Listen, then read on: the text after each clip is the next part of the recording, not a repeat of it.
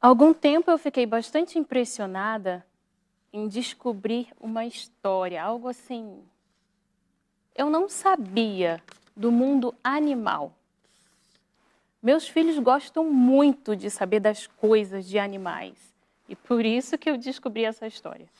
Eu descobri que a girafa, o bebê girafa, quando nasce, ele cai de uma altura de 2 metros. Sim, o parto da girafa é um parto em pé.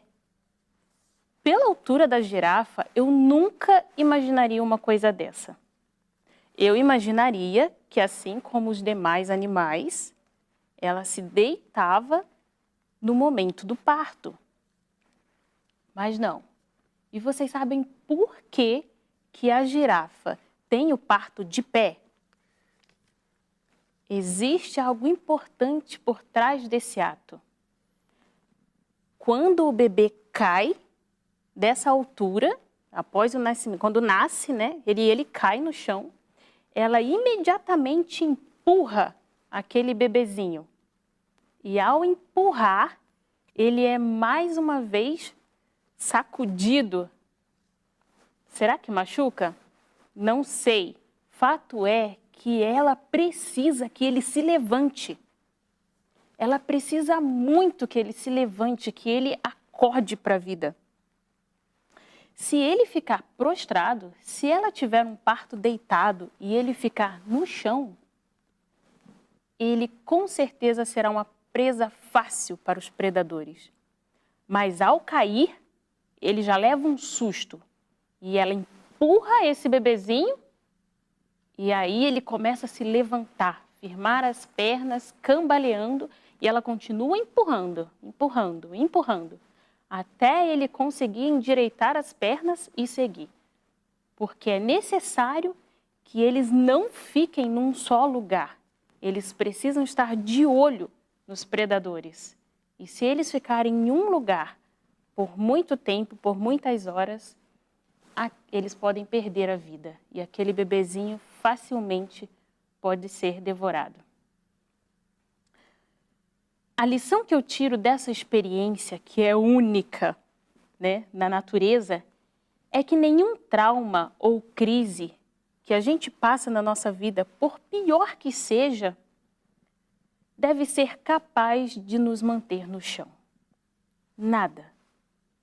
Permanecer prostrado diante das dificuldades, da crise por muito tempo, pode ser muito danoso espiritualmente, emocionalmente e até fisicamente. Já pararam para pensar sobre isso?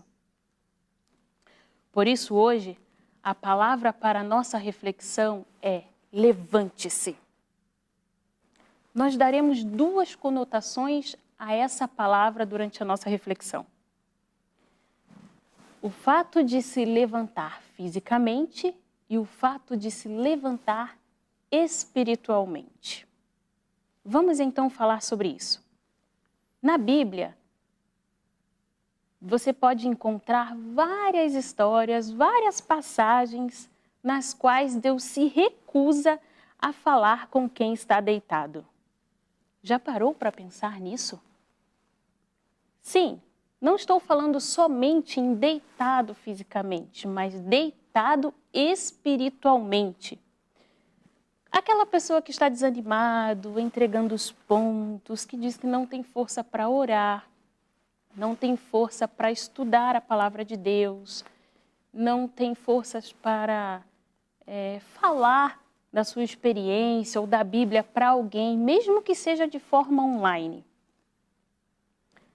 Aquelas pessoas que não têm mais condições de lutar espiritualmente.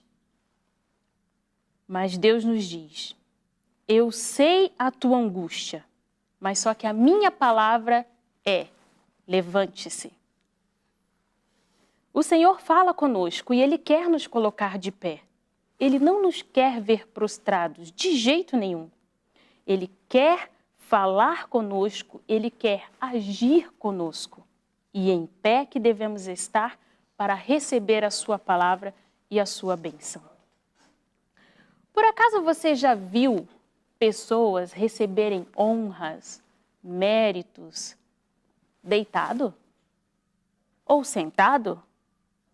Não, de jeito nenhum. As pessoas, quando recebem um mérito, uma honra, elas recebem esse prêmio de pé. Esse troféu, ela recebe de pé. Você nunca vai ver alguém receber um troféu deitado. E o Senhor é bem claro. Levante-se, porque é de pé que um campeão recebe a sua medalha. E eu tenho certeza que você quer ser vitorioso na sua vida espiritual, na sua vida material. Você quer ser vitorioso. Ninguém quer ser derrotado. E talvez você esteja aí, esteja se identificando com os que estão deitados. Mas agora é hora de despertarmos e levantarmos dessa mornidão espiritual. Diante dos revés da vida, dessa bagunça, desses problemas, angústias, tanta coisa, especialmente nessa época em que nós estamos vivendo, nós precisamos tomar uma atitude, a atitude de se levantar. Todos nós passamos por dificuldades, todos nós passamos por problemas. Podemos dizer aquilo que está escrito lá em Salmos, no capítulo 23, versículo 4. Ainda que eu andasse pelo vale da sombra da morte, não temerei mal algum, porque tu estás comigo. A tua vara e o teu cajado me consolam. Podemos até dizer, mas será que realmente nós acreditamos nisso? Será que realmente diante das dificuldades do vale, nós temos fé suficiente para dizer, Deus está comigo, Ele não me desamparou? Os sofrimentos, as angústias, as dificuldades, elas servem para despertar outras áreas de nossa vida, para mostrar um defeito de caráter que a gente precisa se recuperar, para mostrar que nós precisamos nos levantar, acordar, para mostrar que a mornidão não é o momento para estarmos, para mostrar que não podemos ficar em cima do muro. Há vários relatos bíblicos que falam sobre o ato de levantar, a importância de se levantar. E o primeiro deles nós vamos ver lá no livro de Atos, no capítulo 3, versículos de 1 a 10. Não vou deixar escrito aí porque nós vamos contar essa história. Essa história conta de dois discípulos de Jesus, Pedro e João. Eles resolveram ir ao templo. E subindo até o templo, eles encontraram um homem coxo. Ele não andava. Ele tinha problemas físicos desde que nasceu. E ao se dirigir ao templo para fazer a sua oração, por volta das 3 da tarde, eles encontraram com esse moço. Todos os dias, os seus amigos levavam ele até esse lugar para pedir esmolas, porque era um lugar onde passava muitas pessoas. Passava pessoas que tinham dinheiro, passava pessoas que não tinham, passava aqueles que podiam ajudar aqueles que não podiam. E Pedro e João, ao passar perto desse homem, ele pediu ajuda. Me dá um dinheiro para me ajudar. Ele não podia trabalhar, ele não podia comercializar, ele vivia de quê? Então ele pedia esmolas para sobreviver. Olha o que está escrito. Pedro disse, olhe para nós. E o homem olhou os dois com atenção, esperando receber alguma coisa. E agora eu quero que você acompanhe comigo o versículo 6, que vai aparecer aí. Diz assim, disse Pedro, eu não tenho prata, não tenho ouro, mas o que tenho, isso te dou. Em nome de Jesus Cristo, o Nazareno, levanta-te e anda. Depois que ele disse essas palavras, Pedro pegou a mão desse homem e o ajudou a se levantar. E ele começou a se levantar com as pernas trêmulas. E aos poucos foi se endireitando e ficou de pé. E começou a andar. E quando ele viu que estava andando, ele começou a pular de alegria. Que bênção! E depois ele começou a louvar a Deus que o tinha curado. Reconheceram que era ele quem ficava pedindo esmolas na porta do templo e as pessoas ficaram admirados e espantados com o que havia acontecido com ele. A primeira coisa que eu quero destacar nessa história é o fato das palavras de Pedro e João para aquele homem. Pedro disse: olhe para nós. Você já percebeu como ficam as pessoas quando pedem esmolas? Elas quase não olham. Por que elas quase não olham? Não fitam a pessoa a quem ela pede? Porque ela se sente envergonhada da condição que ela está. E eu tenho certeza que aquele coxo, ele não olhou para Pedro e João. Ele pediu e então Pedro disse: olhe para nós. Nesse momento ele tomou a decisão de olhar, de vencer a sua vergonha. E olhou para Pedro e para João. E então Pedro pegou na mão direita daquele homem e o ajudou a se levantar. Segundo ponto que a gente precisa destacar: para se levantar, precisamos tomar uma decisão e o segundo, ter força de vontade. Aquele homem poderia muito bem dizer assim: mas eu não consigo. Talvez muitas pessoas tenham pego na mão dele para tentar levantar e ele nunca tinha conseguido. E mais uma vez ele poderia dizer: eu não consigo. Mas não. Ele teve força de vontade e segurou na mão de Pedro e se levantou. O terceiro ponto que quero destacar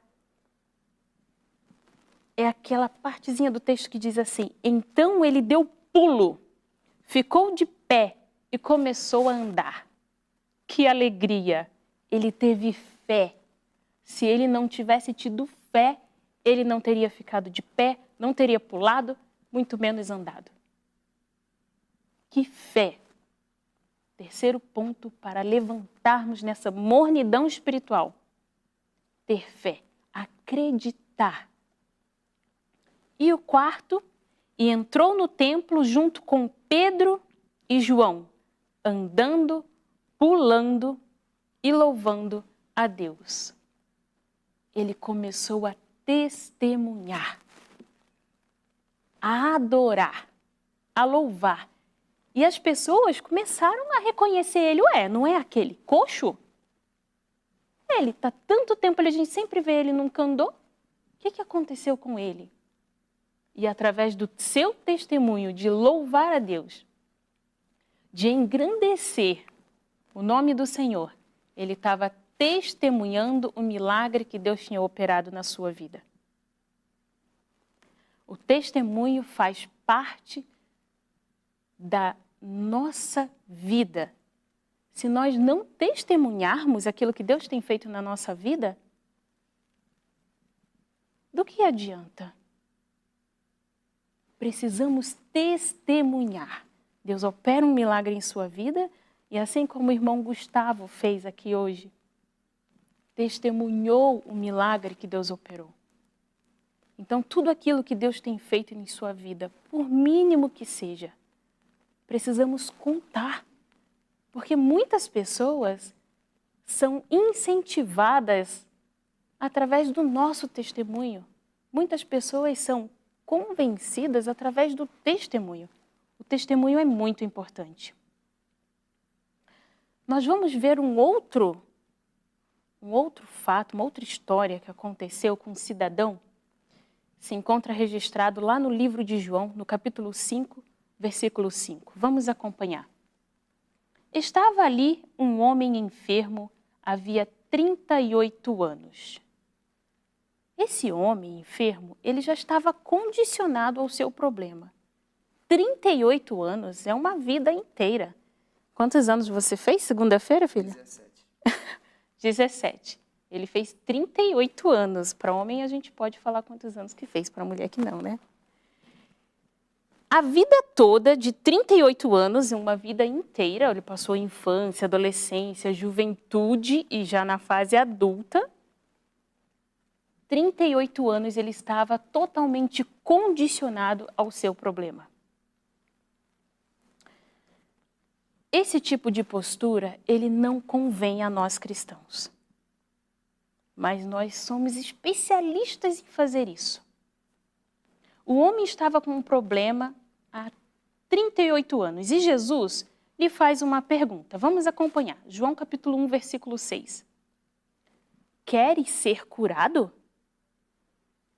Ora, Jesus estava perguntando, você quer sair dessa situação? Dessa acomodação em que você vive? Talvez você pense assim, que pergunta. Jesus não precisava fazer essa pergunta. Ele poderia perguntar outra coisa, né? Mas uma pessoa que está doente há 38 anos não quer ser curado?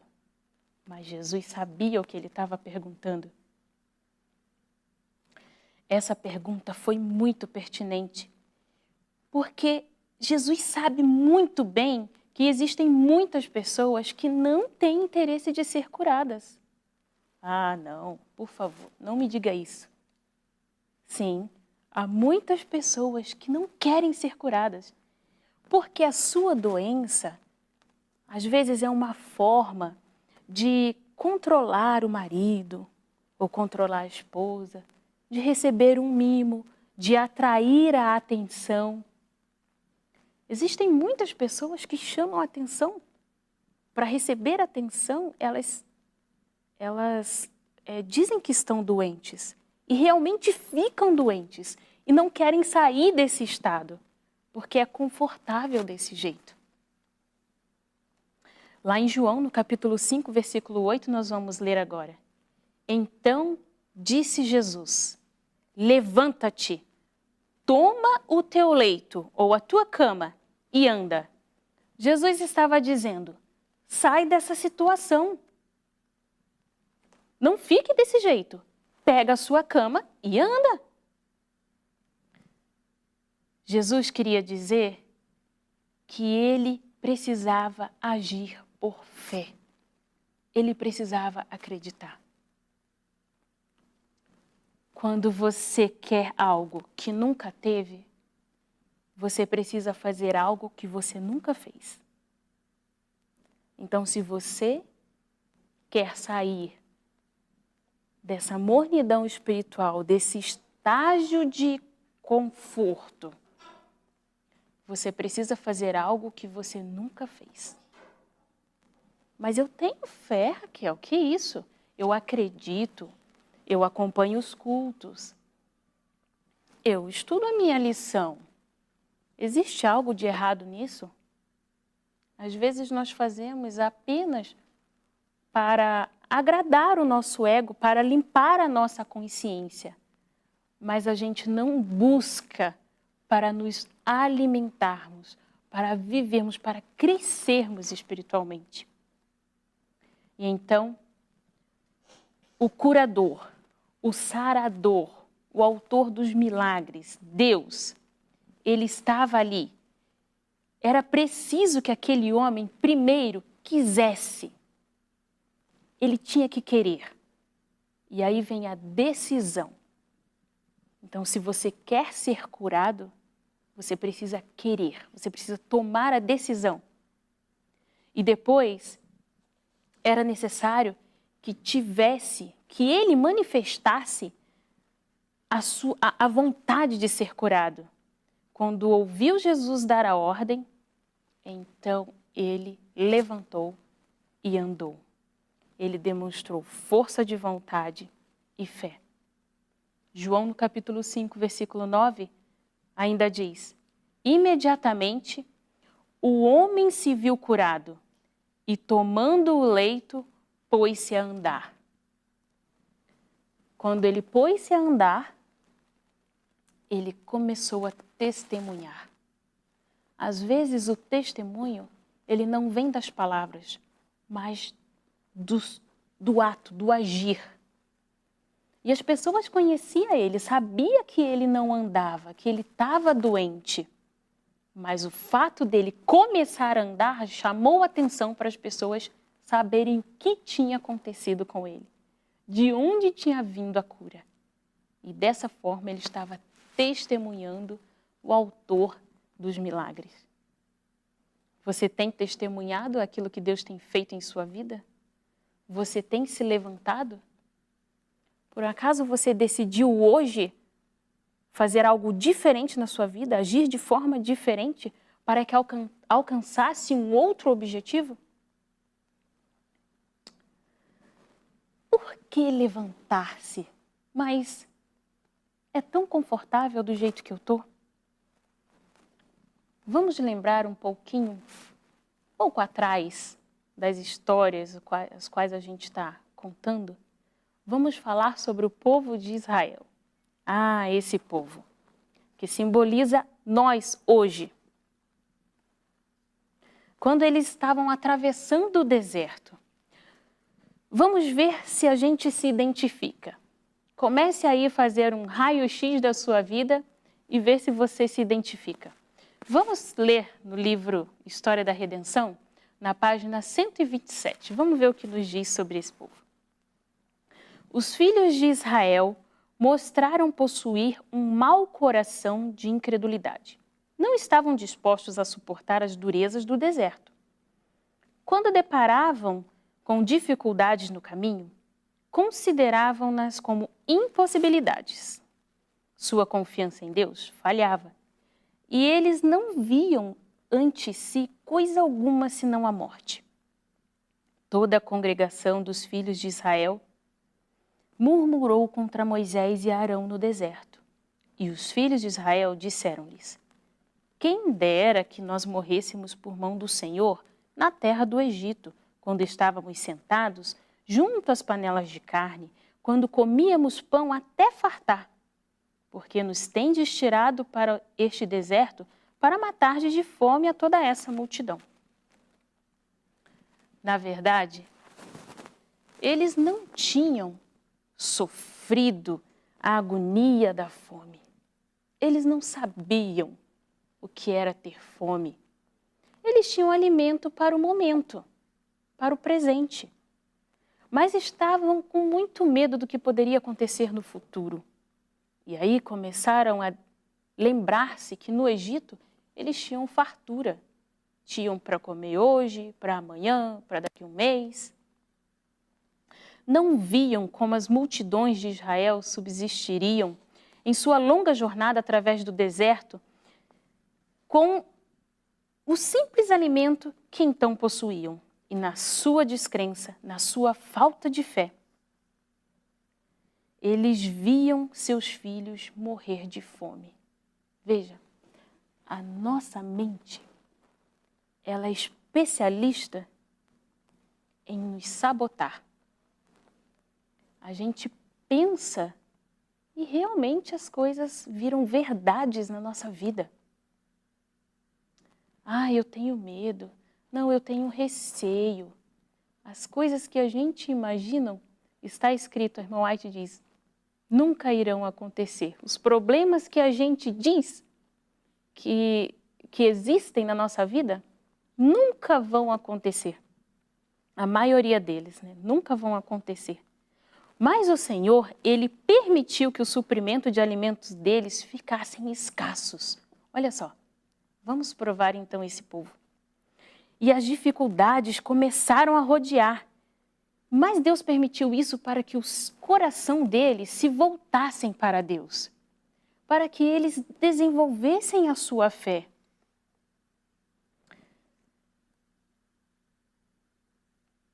Estava pronto a ser-lhes um auxílio presente.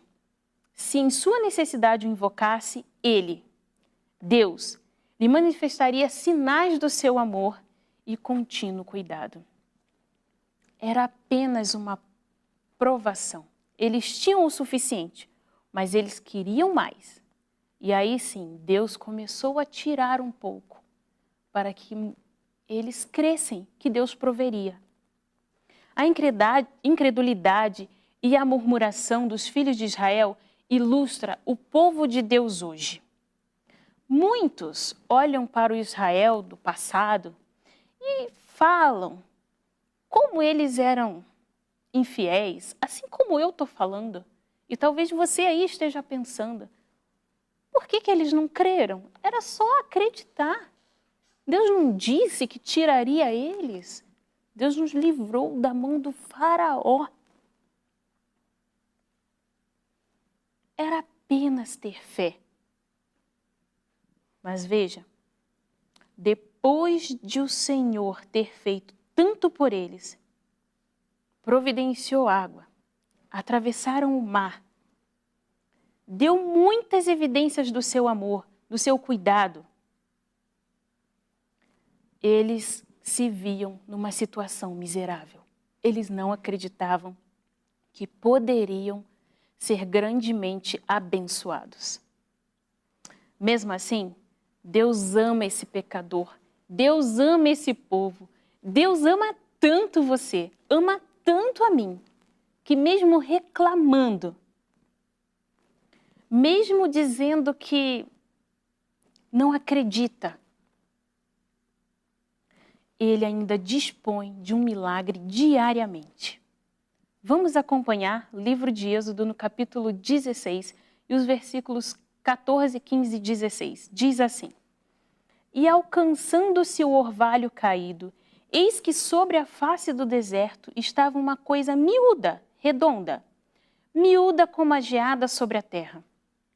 E vendo-a os filhos de Israel, disseram uns aos outros: O que é isso?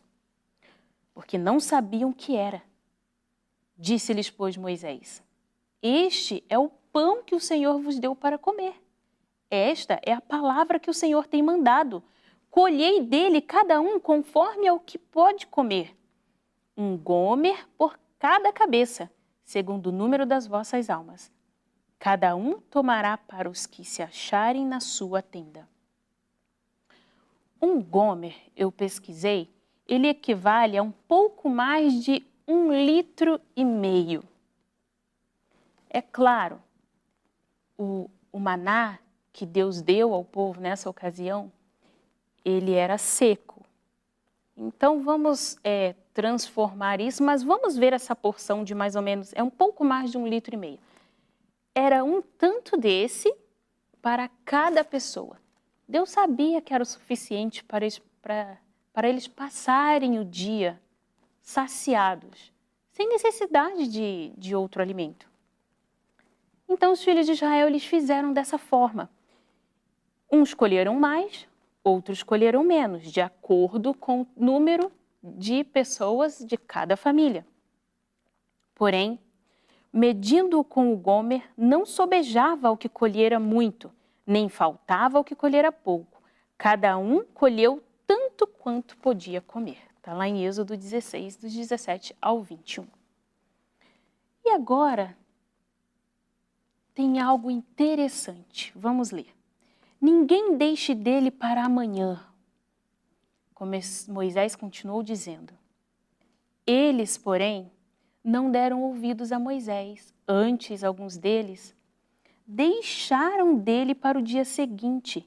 E aquele que ficou para o dia seguinte criou bichos e cheirava mal.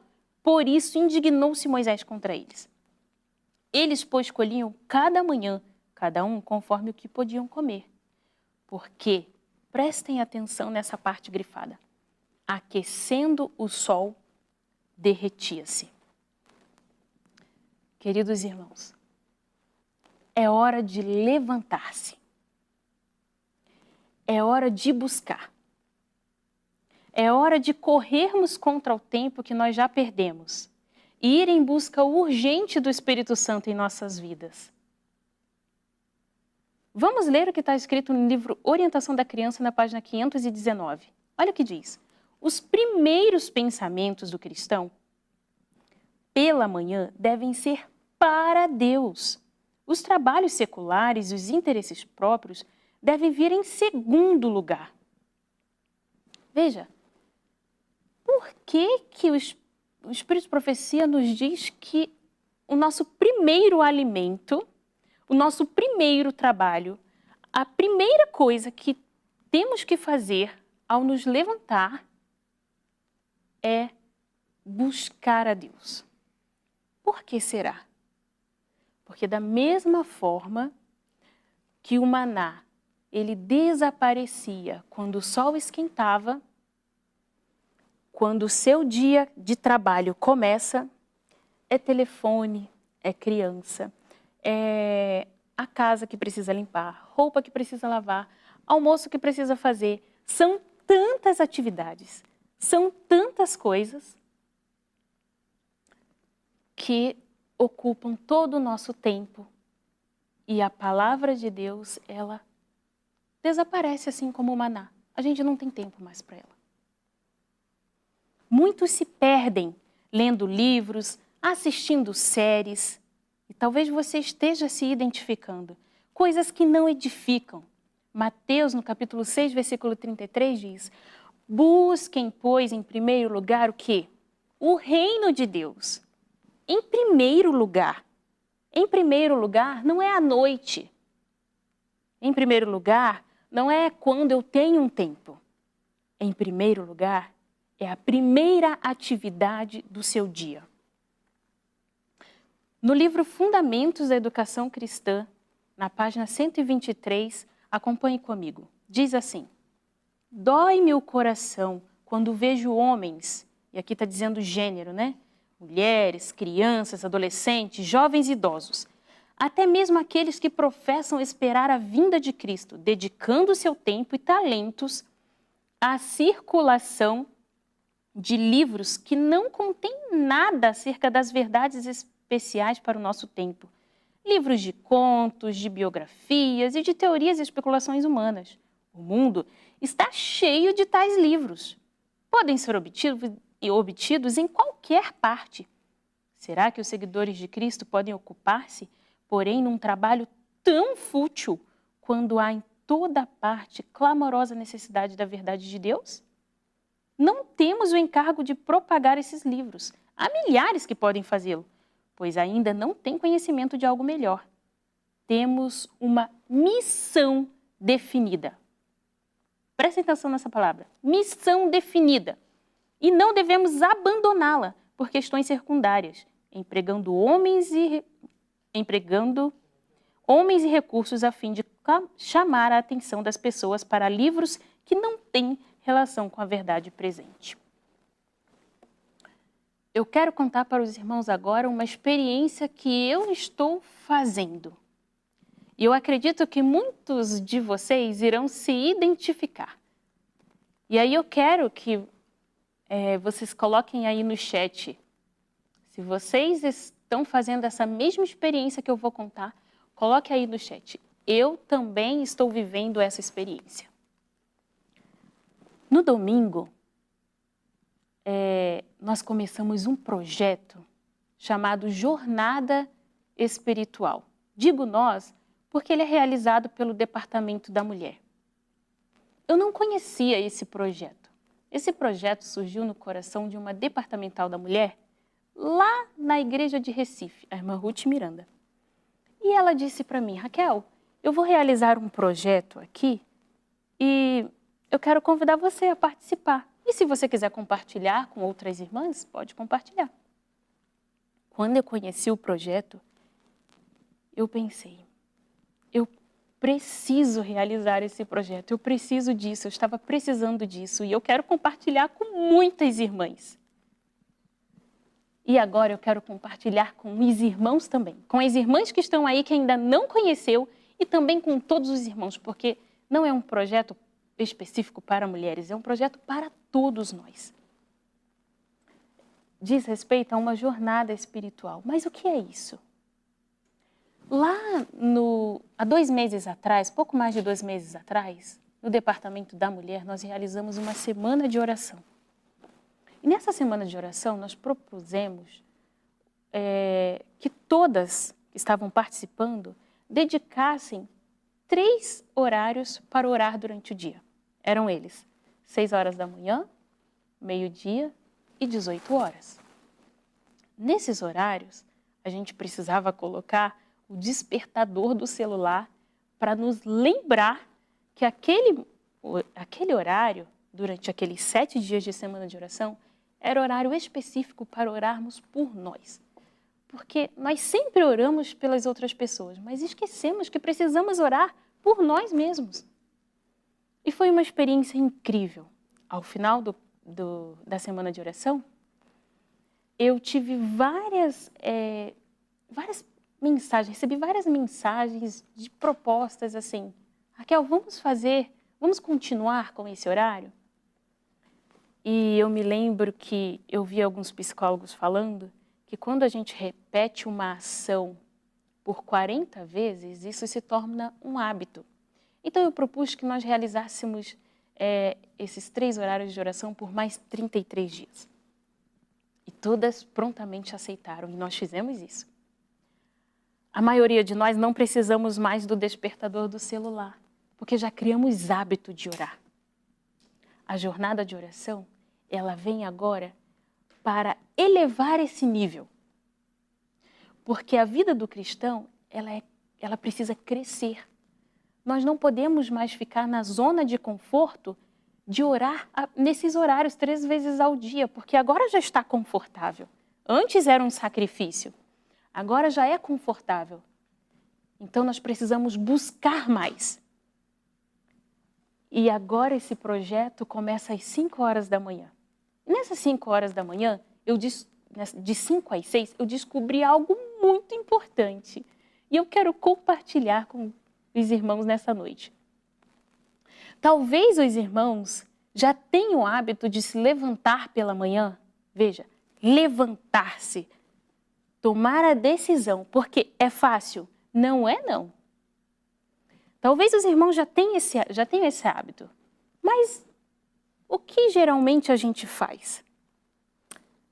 A gente lê um capítulo da Bíblia, ou a gente lê um livro do Espírito de Profecia, ou um livro que nos ajuda a entender as coisas de Deus, ou a gente estuda a lição, enfim. A gente geralmente não tem um roteiro a seguir. E isso faz a gente desanimar. Isso é inconsciente. A gente acaba não se levantando, a gente vai na empolgação. Não, agora eu vou levantar cedo e eu vou dedicar a minha vida. A gente ouve aquela pregação, sabe, que incentiva, que sacode, precisa acordar e a gente vai. E aí a gente fica ali 1, 2, 3 dias, mas desanima, porque não tem um roteiro, não tem um incentivo. E na jornada, nós temos um roteirinho. Então, a gente começa assistindo, ouvindo um áudio, vídeo que está falando sobre o Espírito Santo. Estamos descobrindo coisas maravilhosas que a irmã White deixou para a gente. Depois a gente vai estudar a lição. Nós temos até um vídeo para nos incentivar e nos ajudar a complementar o nosso conhecimento. Depois nós vamos ouvir um audiobook que tem um capítulo do livro desejado de todas as nações. Depois nós vamos nos deliciar, respirando profundamente, ouvindo 2 louvores que nos elevam ao céu. E quando dá 10 para as 6, nós dedicamos até as 6 horas, 10 minutos para a oração. Esse programa tem transformado a minha vida nessa semana. E pode transformar a sua também. Você encontra tudo isso no canal Diário de Mulher. Ou, se você, mais fácil, pode entrar em contato com a Departamental da Mulher da sua igreja. E esse é um programa para homens e mulheres. Esse é um programa para se levantar. Não levantar-se apenas fisicamente, mas para sairmos da nossa mornidão espiritual e crescermos espiritualmente. Para isso nós precisamos decidir, nós precisamos ter força de vontade, fé e nós vamos testemunhar, assim como eu estou testemunhando o que Deus tem feito na minha vida durante esta semana. Irmãos, nós estamos vivendo um tempo muito solene, um tempo profético. É tempo de obedecermos à voz de Deus, não é tempo mais de nos acomodarmos, é tempo de sairmos da nossa zona de conforto, de elevarmos o nosso nível espiritual. Não dá para ficar mais desse jeito. Nós estamos vendo, está aos nossos olhos, tantas coisas acontecendo, testemunhando, indicando a volta de Jesus e nós continuamos do mesmo jeito. O Espírito Santo, ele não vai ser derramado sobre a vida daqueles que continuarem na sua zona de conforto. Paulo, na Epístola aos Filipenses, ele registrou coisas muito importantes que nos ajudará a levantar-se em direção a um outro nível da nossa vida espiritual. Diz assim, no capítulo 3, versículo 14. Prossigo para o alvo, para o prêmio da soberana vocação de Deus em Cristo Jesus.